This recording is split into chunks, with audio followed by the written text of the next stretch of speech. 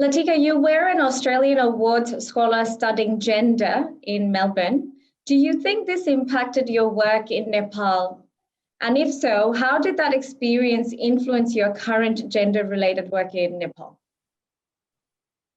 Yes, thank you. I really I'm really, honored to have that opportunity with Australian Development Scholarship back in 2004, and got to study gender studies in the University of Melbourne. So that gave me kind of really my academic, I really could enhance my academic engagement in the area of gender, which gave me a broader outlook to how you really understand patriarchy, how you really understand gender per se, as Anna earlier pointed out. It's also about masculinity, right? It's not only about women suffering, but because you need to really understand the broader perspective of how gender works.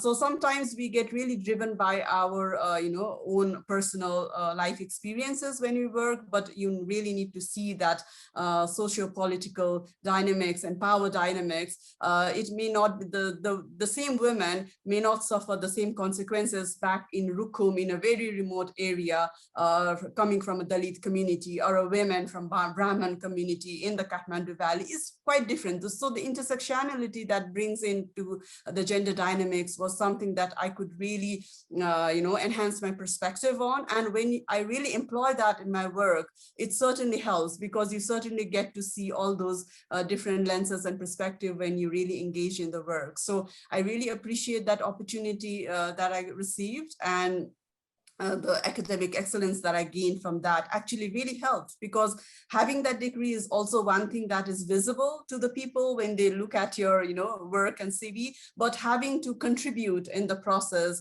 with those understanding is a different thing altogether in terms of how you contribute. So yes, definitely it helped, and still helping. I think I'm still learning in my process, and I think learning never stops, and that has been a great experience. Yeah.